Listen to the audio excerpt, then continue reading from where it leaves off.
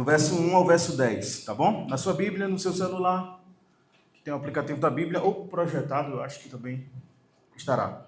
Gênesis capítulo 33, verso 1 ao verso 10 diz assim: Quando Jacó olhou e viu que Esaú, seu irmão, estava se aproximando com 400 homens, Jacó dividiu as crianças entre Lia, Raquel e as duas servas.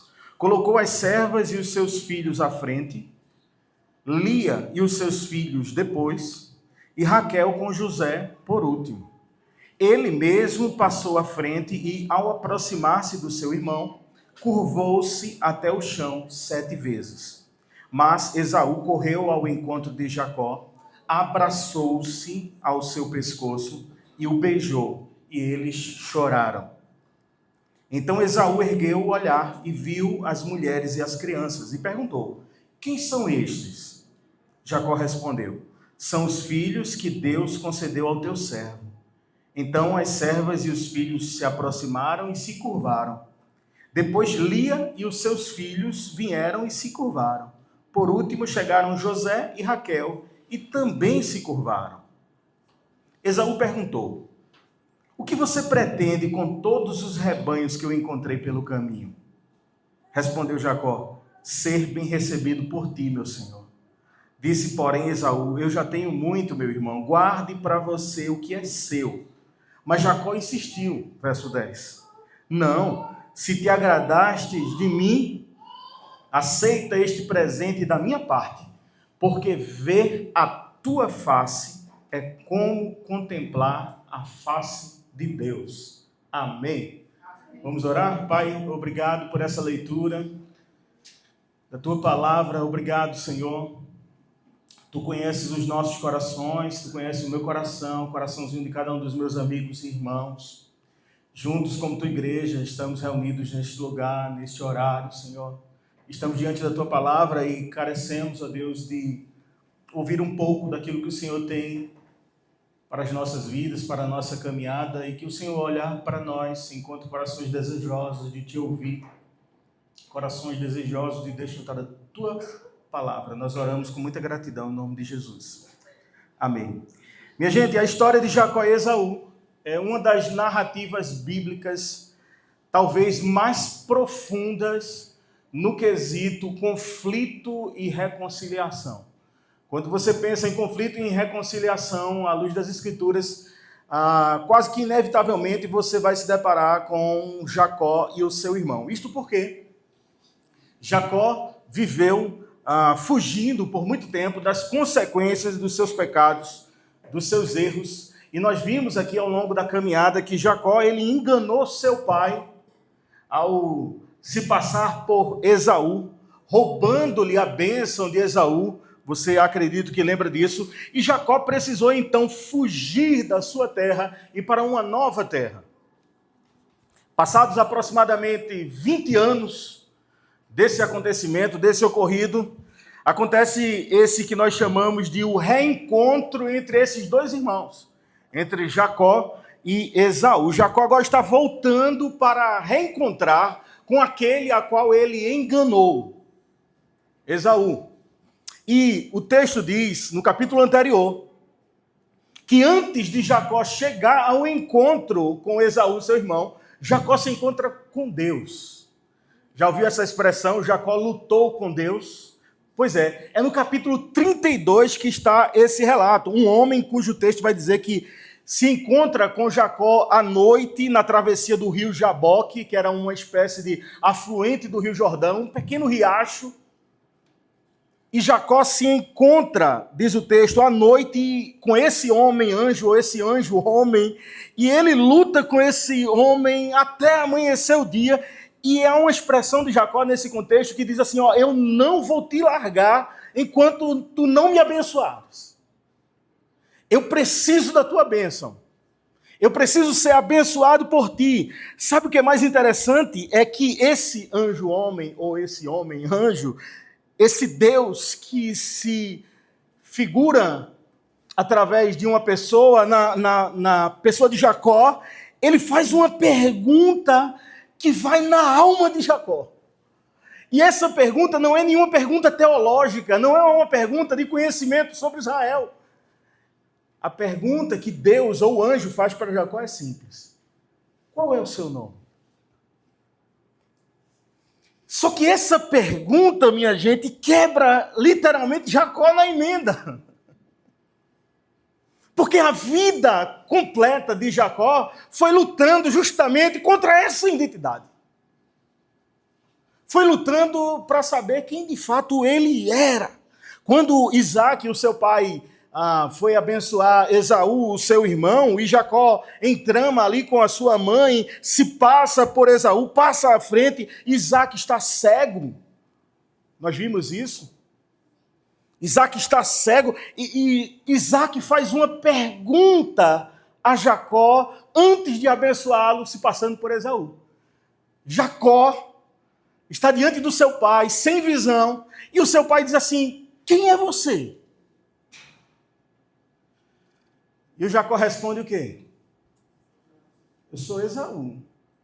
Aí o pai vai e diz assim: a voz é de Jacó. Cadê o braço? Realmente, eu continuo dizendo, o braço é de Esaú, agora a voz é de Jacó. Tem certeza que você é Esaú? Tenho certeza. Eu sou Esaú. Ele enganou o seu pai. Acontece que quando ele está no vale ali de Jaboque, e agora está diante do próprio Deus, e a pergunta que Deus faz para Jacó não é outra senão: quem é você? Você conseguiu enganar o seu pai e fugir. Você conseguiu enganar o seu irmão e fugir. Vai tentar me enganar também? Quem é você? Aqui a ficha de Jacó cai completamente e ele então assume: eu sou Jacó. E o texto diz que quando ele afirma ser de fato Jacó, o anjo assim diz para ele que o seu nome seria mudado naquele momento. Naquela ocasião, o seu nome não será mais Jacó, mas a partir de hoje você se chamará Israel.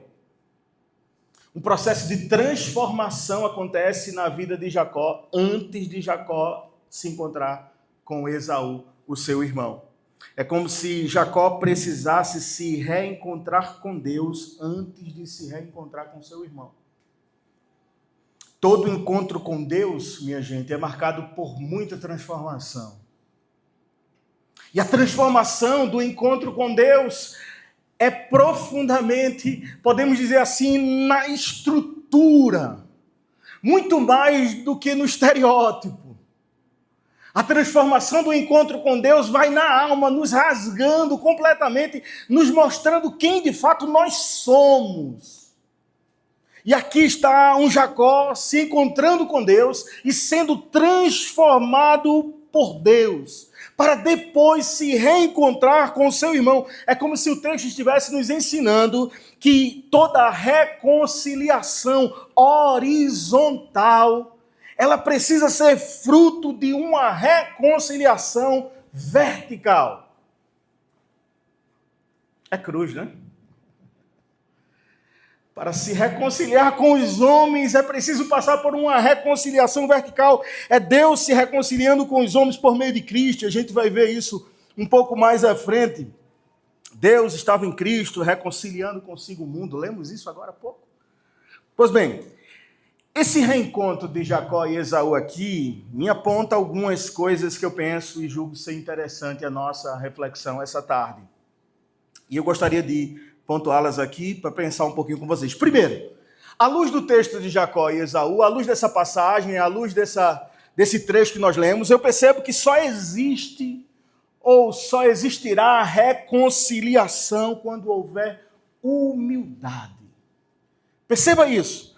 Nós podemos ver isso de forma muito clara à luz dos versos 1, do verso 1 ao verso 3. O verso 1 diz: quando Jacó olhou e viu que Esaú estava se aproximando, o que é que Jacó faz? Ele organiza a sua família. É interessante, não sei se você percebeu isso na leitura que fez agora do texto, que ele vai colocando tipo uma hierarquia de amor, né? Podemos dizer assim. O seu irmão está vindo e ele diz assim: rapaz, É melhor colocar as servas na frente, porque se morrer primeiro. Depois eu vou colocar a Lia e seus filhos, porque se morrer segundo. Depois eu vou colocar Raquel e José. Mas o texto diz que ele vai à frente, e o verso 3 nos dá conta que ele mesmo passa à frente, e ao aproximar-se do seu irmão, ele curvou-se até o chão 7 vezes.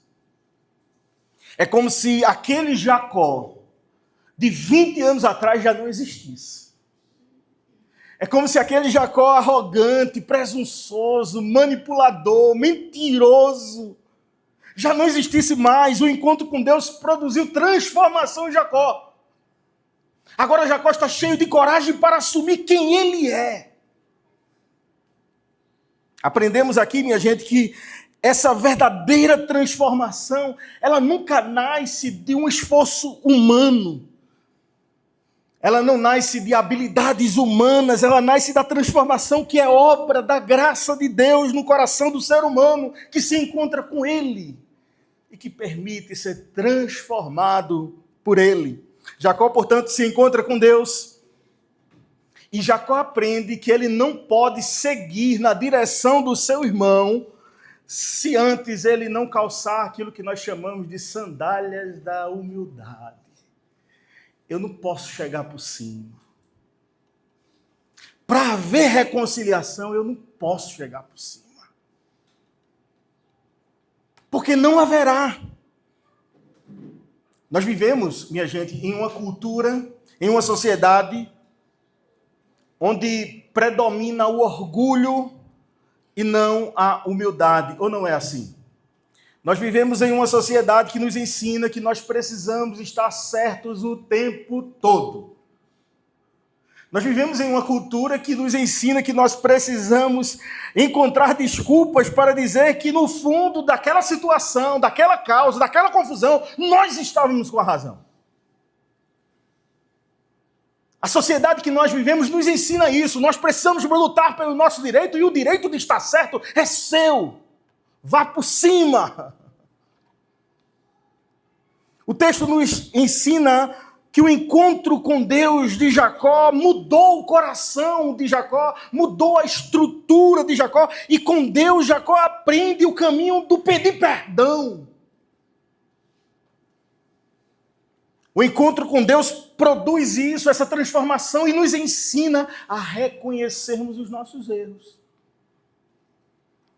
O encontro com Deus nos ensina a abrir mão do orgulho que bate à nossa porta todos os dias e nos conduz à maturidade espiritual. E eu diria que a maturidade espiritual ela não é medida, minha gente, pelo nosso conhecimento da Bíblia, por quantas vezes nós já lemos a Bíblia, não é medida a quantidade de tempo que nós frequentamos um espaço religioso. Eu diria que à luz das Escrituras, a maturidade espiritual ela é medida pela capacidade de reconciliação. De ser transformado por Deus e essa transformação por nos levar a um caminho que humanamente alguém nos chamaria de bobo. Ou não é assim? De besta, para dizer um popular mais nordestino da gente. Buscar reconciliação estando certo, tu é besta demais. Pois é, o encontro com Deus faz isso. Há uma segunda lição que esse texto me ensina e eu partilho com vocês. À luz da passagem de Jacó, eu percebo que Deus, ele, enquanto transforma o nosso coração, ele também transforma o coração do outro para que haja a reconciliação. Entenderam o que eu disse ou não? Deus, enquanto transforma o nosso coração, ele transforma também o coração do outro para que haja essa reconciliação. Quando no verso 1 do texto que nós lemos, nos diz que Esaú não estava vindo sozinho, mas Esaú estava vindo acompanhado de quantos homens? 400 homens. Eu pergunto a você, você acha que Esaú vinha com tanta gente para quê? Para dar flores para Jacó? Esaú vinha com tanta gente para se encontrar com Jacó para fazer o quê? Com 400 homens. Tudo indica, minha gente, que Esaú estava vindo, era para se vingar de Jacó mesmo. Ninguém sairia para um encontro, aspas, de reconciliação levando 400 homens. Mas é como se o Deus que transformou o coração de Jacó um dia antes também já estivesse transformando o coração de Esaú para poder recebê-lo. O Deus que estava movendo as estruturas do coração de Jacó também estava movendo as estruturas do coração de Esaú, visando tão somente a reconciliação. Por isso que no verso 4 do texto que nós lemos, parece que há uma intervenção divina no processo. Este que vem com 400 homens para se encontrar com seu irmão Jacó, diz o texto que ele correu ao encontro de Jacó, deixou os 400 homens lá, correu ao encontro de Jacó, abraçou-se ao seu pescoço e o beijou, e choraram. Dá para imaginar essa cena? Aquele abraço apertado de saudade. Aquele abraço apertado de um longo período de tempo distante por consequências da vida e por atitudes erradas. O que o texto está nos mostrando é que a reconciliação ela não é resultado de habilidades humanas, é resultado de providência divina. É desejo de Deus que sejamos reconciliados com Ele e uns com os outros. Amém, minha gente? Deus deseja que nós nos reconciliemos. Por isso que a lição aqui é clara. Deus, enquanto transforma o nosso coração, Ele também vai transformando o coração do outro para que haja, então, a reconciliação. Eu confesso a vocês, eu sei que nós temos essa tendência humana de guardarmos sempre a pior versão das pessoas. Não é assim? Só acontece isso comigo, com você não. Nós temos essa tendência humana, parece que nós apenas nos lembramos da dor, do sofrimento. Parece que só vem a memória ferida, o ocorrido, e nós vamos alimentando um ressentimento. E o que é o ressentimento, se não sentir novamente? E nós vamos alimentando isso, e aquela mágoa de 1987 volta como se fosse hoje. Deus, talvez, com toda certeza, não tem nenhum talvez, transformou o coração de Jacó e nos leva a refletirmos essa tarde sobre essa transformação que Ele mesmo produz, talvez porque esteja por meio dessa palavra desejando transformar o nosso coração. Nos conduzir para esse caminho da reconciliação. E talvez você que esteja lutando com o seu coração e dizendo como é que eu vou fazer isso, não precisa nem se preocupar. Porque o Deus que transformou o coração de Jacó já estava trabalhando e transformando o coração do seu irmão Esaú para que no momento certo acontecesse esse reencontro e a reconciliação pudesse ocorrer. Eu sei que cada caso é um caso. Acredito também que, não vou ser hipócrita a dizer que não, acredito que há ciclos que se fecham. Acredito. Já disse isso para vocês em outra ocasião, insistir no ciclo que se fechou é dano terrível. Acredito. Mas acredito também, minha gente, que Deus é poderoso para transformar corações. Deus é poderoso para transformar o nosso coração e enquanto Ele nos transforma, Ele também vai transformando o coração do outro. Reconciliação nem sempre é voltar a andar de mãos dadas, mas reconciliação será sempre quebrar a barreira da aproximação. E o desejo de Deus é que essa barreira seja quebrada. Terceira lição que eu tiro desse texto e partilho com vocês é que a reconciliação ela nos convida a enxergarmos a face de Deus no outro. Os versos de 8 a 10 nos mostram exatamente isso, sobretudo a expressão enfática aqui de Jacó, que dá tema a nossa conversa. Jacó, no verso 10, diz para o seu irmão Esaú: ver a tua face, meu irmão, é como contemplar a face de Deus. Talvez aqui esteja o ápice da nossa reflexão essa tarde, o ponto mais alto para mim desse texto.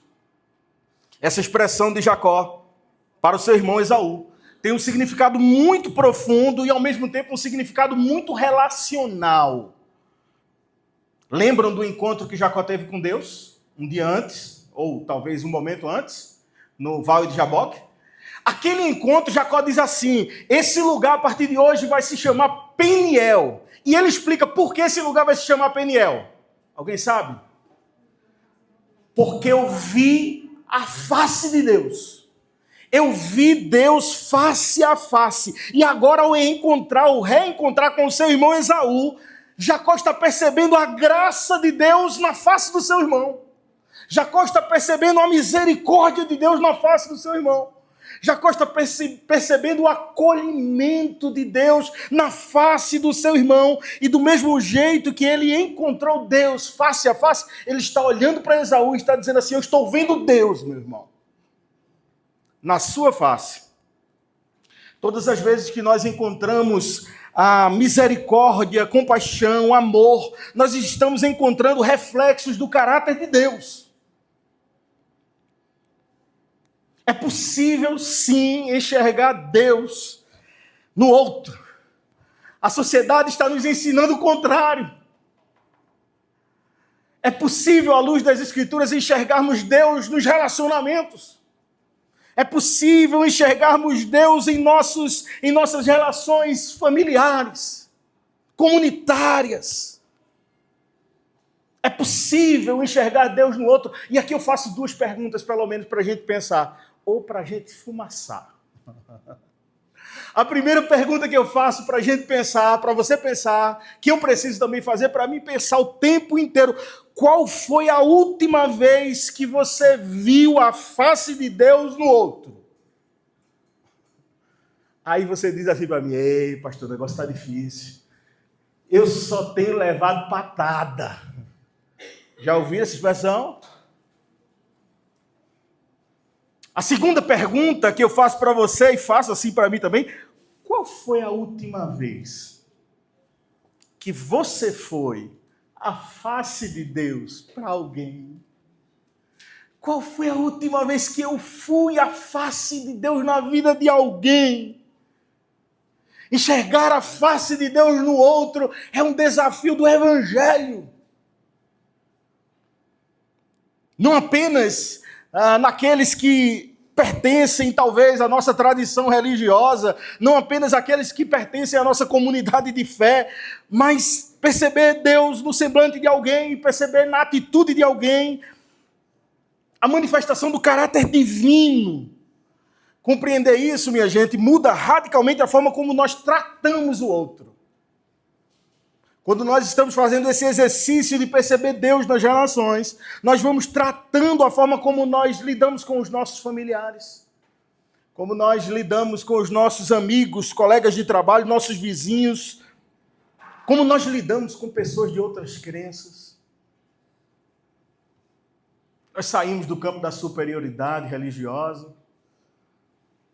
Pois bem, eu te convido a fazer esse exercício de perceber Deus no outro, perceber Deus nos encontros humanos. Eu sei também que nós fomos ensinados, e de certa forma, muitas vezes, nós limitamos encontrar Deus apenas no culto, no templo e no domingo. E ai de o culto não ser às 19 horas. Nós limitamos encontrar Deus e nós acabamos colocando Deus dentro dessa caixinha. Eu sei que nós fomos ensinados, de certa forma, a sermos bons religiosos, e como bons religiosos, precisamos apenas encontrar Deus, ou nunca ouviu isso, apenas lendo a Bíblia e na oração.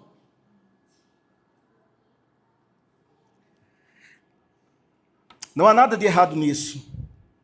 Mas eu quero te dizer que Deus também se manifesta nos relacionamentos. Todas as vezes que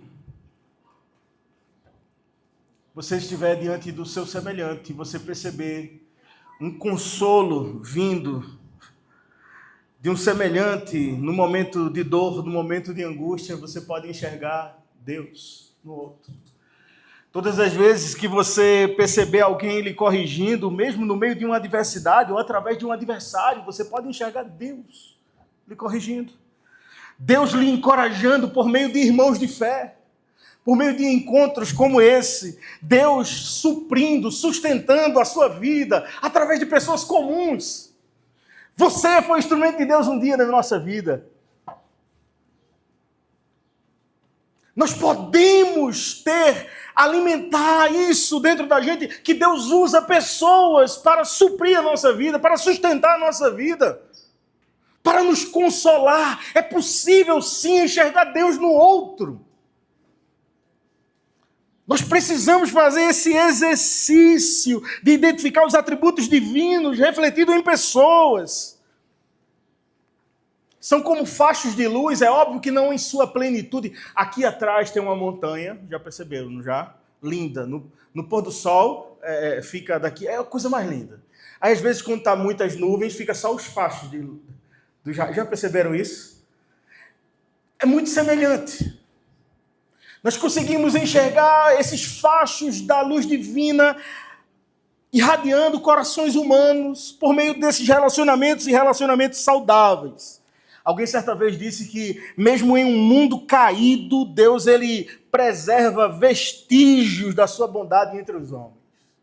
Vimos isso ontem. O pastor Stefano aqui com o mundo caído, com os adolescentes. Cadê os adolescentes? Não foi isso? Não foi isso?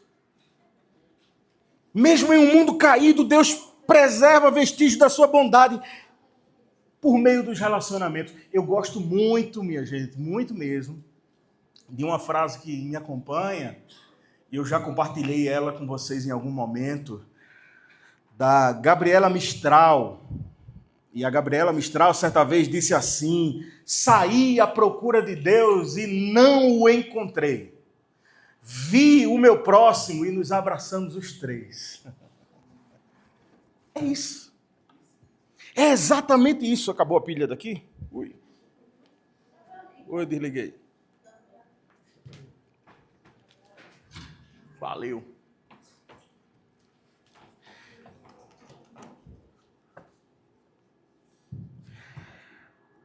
É possível encontrar Deus nos relacionamentos.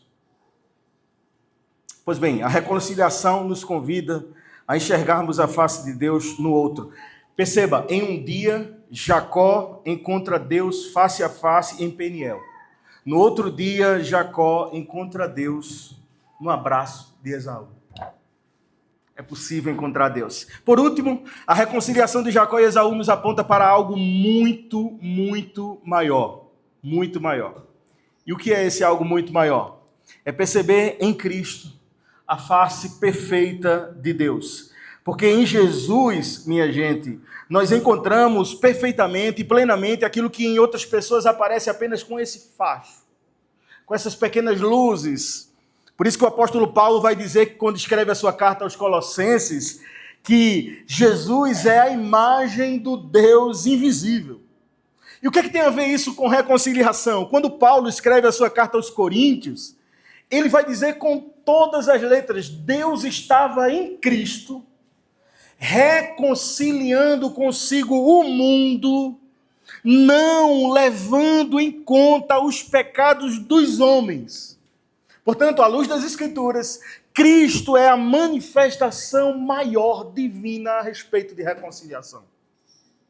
É para Ele que nós devemos olhar, de modo que, se você deseja se reconciliar com Deus, você não depende de uma instituição religiosa. Você não depende da oração de um pastor, da oração de um padre, você não depende do Papa. Você precisa de Jesus. Que em Jesus está a manifestação completa do que é reconciliação. Do mesmo modo que Deus estava em Cristo, reconciliando consigo o mundo, não levando em conta os pecados dos homens, o texto vai dizer que Ele nos confiou a mensagem da reconciliação. Ou seja, em Cristo estava a reconciliação. Amém. Nós cremos nisso, minha gente? Amém. mas em nós, através de nós, está a manifestação dessa reconciliação. Através de nós. Aí vem a história de Jacó e nos ensina que é preciso se reconciliar com Deus primeiro, mas é preciso também se reconciliar com o seu semelhante. E cá entre nós vivemos um tempo tão difícil de sociedade, onde está tudo dividido. Ou não está dividido? A política brasileira não está dividida, não.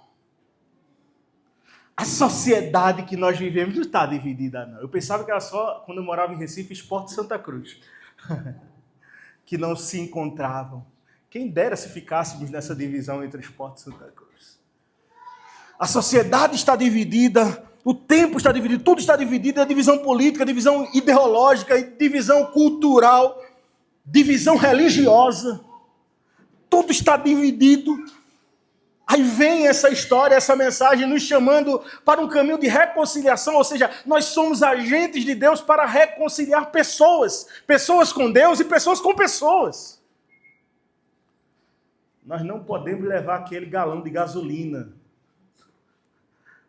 para aquele fogo amigo que está acontecendo no ambiente de trabalho ou nas relações. Nós somos agentes de Deus para pacificar, para reconciliar, para reconectar pessoas, para sermos essa ponte de Deus. E a pergunta que não quer calar é, e última, com quem você precisa se reconciliar? Com Deus, com as pessoas, com alguém específico, com alguém que Deus leva ao teu coração o nome nesse exato momento e que ninguém sabe, e que já aconteceu há tanto tempo e há tantos anos, e isso ainda fica preso e o nó ainda permanece na garganta. Talvez essa palavra foi para pôr um fim a tudo isso. Deus lhe reconciliou em Cristo e lhe deu o ministério da reconciliação. Ah, pastor, como é que eu vou fazer isso? Eu não faço ideia.